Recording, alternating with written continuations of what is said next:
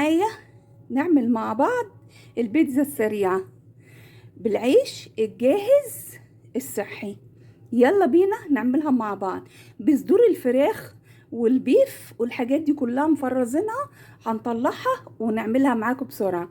في حاجات مفرزة وحاجات لأ، بس هتتعمل معاكم بطريقة جميلة جدا ومش هتاخد معاكم غير 5 دقايق في الفرن على الشواية. المرة دي في الفرن مش في الميكروويف، عشان كل المكونات تستوي وتطلع معاكي أمورة بالشكل اللي انت شايفاه.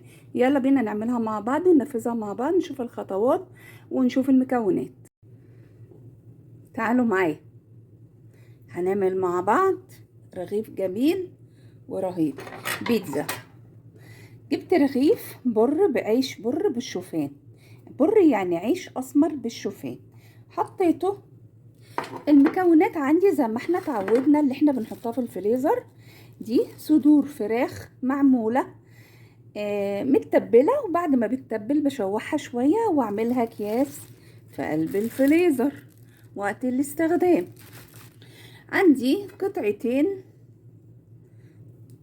بسطرمة، شريحتين 2 بسطرمة للنكهة بس.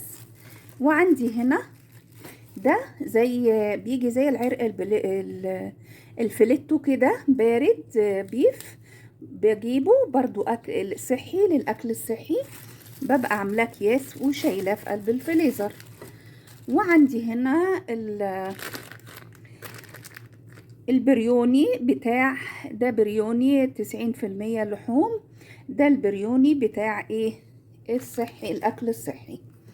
وطبعا الجبنه الموزاريلا ببقى مقطعاها وشايلاها مكعبات. وعندي طبعا جبنه الموزاريلا لازم تكون صحيه فريش. المكونات اللي عندك طلعيها بقى وهاتي بقى.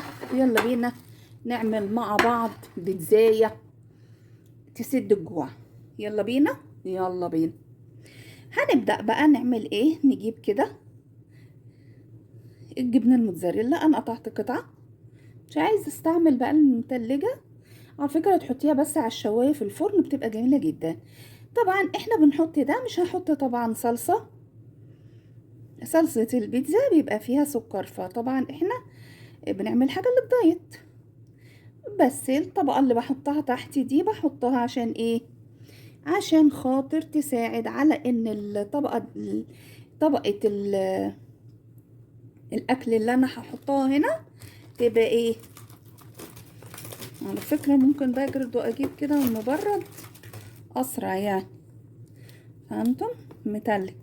تخلي كل المكونات اللي فوق البيتزا بتاعتك كل حاجة طبعا متلجة.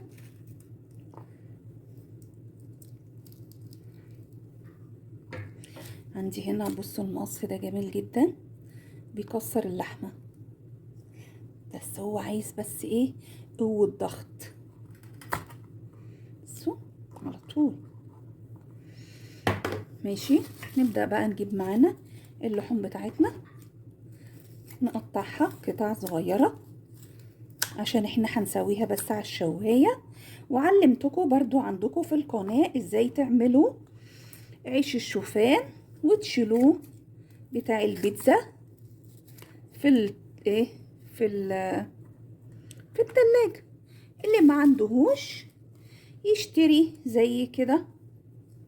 حط بقى البسطرمة دي قطع صغيرة، هما شريحتين 2. وبعدين يا جماعة حاجات الدايت لازم تكون الحشوة بتاعتك غنية. ماشي. بصوا كده.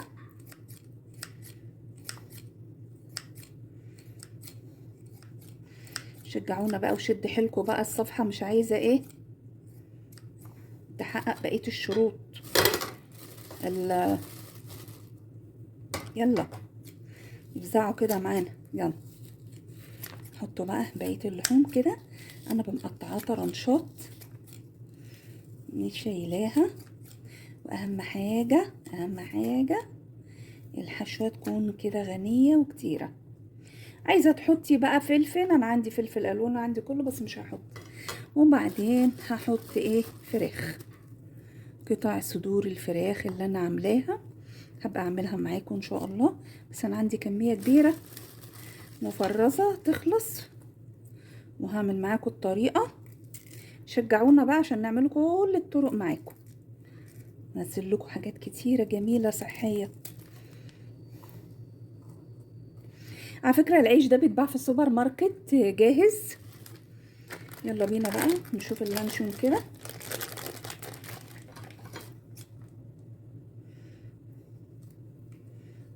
شايفين المقص جميل جدا.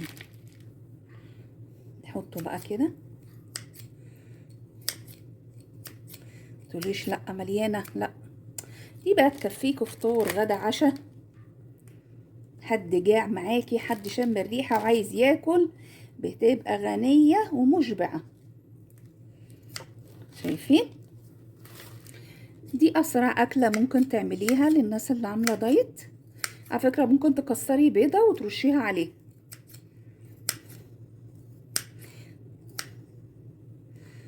شايفين؟ عايزة بقى احط من الجبنة دي الموتزاريلا.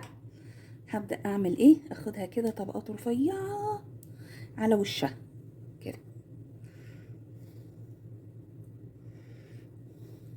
افرضي ما طلعتش معاكي رفيعة تعمليها كده، بصوا تتكي عليها هتكبر معاكي وترفع.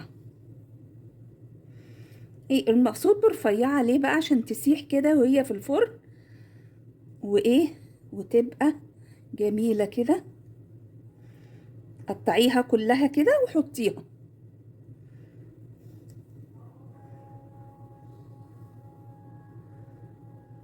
تعالوا بصوا البيتزا بتاعتي، بسم الله ما شاء الله كده خلاص خلصت. خلاص كده هحطها في قلب ايه، على وش في الفرن على الشواية. هتقعد معاكي في الفرن 5 دقايق، وبعيدة شوية عن الشواية، مش لازقة طبعا في الشواية، عشان الكل يسيح والكل يستوي ويندمج مع الجبنة وينكف في بعضه، وتبقى نكهته جميلة جدا ورهيبة. اول ما تطلعيها رشي عليها شوية ملح وفلفل وبألف هنا. تعالوا بصوا معايا بقى، بيتزا جميلة جدا ورائعة ورهيبة، وريحتها جميلة جميلة جميلة جميلة. جربوا الطريقة بتاعتنا وقولوا لنا ايه رأيكم. اعملي دايت ومعانا هتشبعي. تعملي دايت وتشبعي بدل مكوناتك صحية وكلها صحية. هتبقى معاكي الدايت ماشي 100 100 وصحتك 100 100. جربوها وقولوا لي ايه رأيكم.